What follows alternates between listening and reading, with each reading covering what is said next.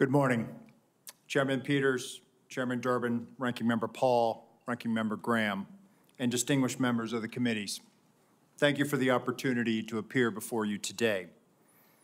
A critical part of the Secret Service mission is protecting our nation's current and former government leaders.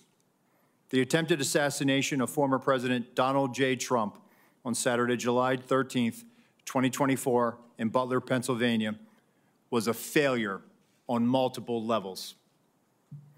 I join you and all Americans in condemning the horrific assault on former President Trump, Corey Comparator, James Copenhaver, and David Dutch.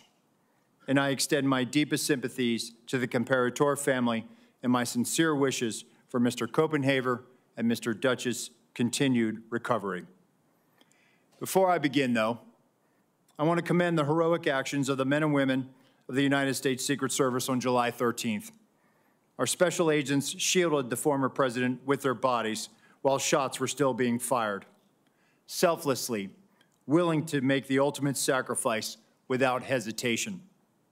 I am extremely proud of these actions and those taken by the counter-sniper team to neutralize the threat that prevented further loss of life. And I applaud the actions of our tactical teams that responded so quickly. I would also like to express my gratitude to our federal, state, and local partners. We rely on these critical relationships, which have developed over decades of daily collaboration to secure protective events and conduct criminal investigations. As you're aware, there are multiple ongoing investigations of the attack and the security failures that occurred that day. I pledge my full support to those inquiries so the Secret Service, your committees, and the American people have a thorough and complete understanding of what happened leading up to and during July 13th. I will not wait for the results of those findings to assess where we failed that day. I have taken and will continue to take immediate steps to ensure we do not repeat those failures. Since my appointment as the acting director 1 week ago, I identified gaps in our security on July 13th and have implemented corrective actions. One of my first actions as acting director was traveling to the Butler Farm Show site to better understand how our protection failed.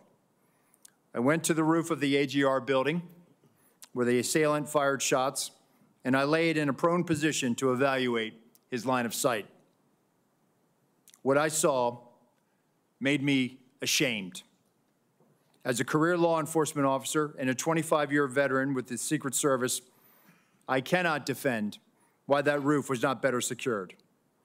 To prevent similar lapses from occurring in the future, I directed our personnel to ensure every event site security plan is thoroughly vetted by multiple experienced supervisors before it is implemented. It is clear to me that other protective enhancements could have strengthened our security at the Butler event. As such, I have directed the expanded use of unmanned aerial systems at protective sites to help detect threats on roofs and other elevated threats. I've also directed resources to facilitate our protective site communications, particularly our communications with our state and local partners. In addition, I have instructed the asset request for Secret Service protective details to be approved expeditiously and have ordered the maximum use of requested personnel at protective sites to address this heightened security environment. I've heard your calls for accountability, and I take them very seriously. And given the magnitude of this failure, the Secret Service's Office of Professional Responsibility is reviewing the actions and decision-making of Secret Service personnel in the lead-up to and on the day of the attack. If this investigation reveals that Secret Service employees violated agency protocols, those employees will be held accountable to our disciplinary process. With respect to congressional investigations and requests for information, I instructed my staff to provide full cooperation and respond expeditiously on a continuing basis to ensure you have the information you need to conduct your critical oversight. In my testimony before you today, I will provide details on the Secret Service's advanced security planning for the Butler Farm Show site. Facts as we know them regarding the incident itself, known breakdowns in executing the security plan, and corrective actions that the agency is taking to ensure that nothing like this happens again. But I do not believe that inadequate time to plan for this event was a factor in the failure. As you saw in my written statement, I am prepared to provide an overview of the security planning leading up to and during the July 13th attack. However, I would like to point out that based on what I know right now, neither the Secret Service counter-sniper teams nor members of the former president's security detail had any knowledge that there was a man on the roof of the AGR building with a firearm. It is my understanding those personnel were not aware the assailant had a firearm until they heard gunshots.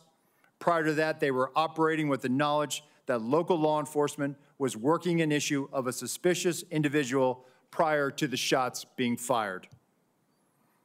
I regret that information was not passed to Congress and the public sooner with greater frequency. And I fear this lack of information has given rise to multiple false and dangerous conspiracy theories about what took place that day. And I want to debunk these theories. Let me address one conspiracy directly. The Secret Service counter-sniper neutralized the assailant within seconds after the assailant fired his weapon. That counter-sniper had full discretion to use deadly force to stop an attacker and did not need to seek authorization to fire. I am immensely proud of the selfless dedication of our employees to the mission. Every day, across the globe, the men and women answer the call to protect our nation's leaders, and the standard is no fail for a reason. During our current high operational tempo, I want and I need to ensure that the Secret Service workforce are uplifted so they can focus on carrying out the mission. They have my full support, and I'm confident in their abilities to ensure the safety and security of the people we protect. They are worthy of trust and confidence, and they deserve your support as well as the support of the American people. Chairman Peters, Chairman Durbin, Ranking Member Paul, Ranking Member Graham, and members of the committees, thank you for the opportunity to testify at this joint hearing. I will submit the remainder of my statement for the record, and I will answer your questions.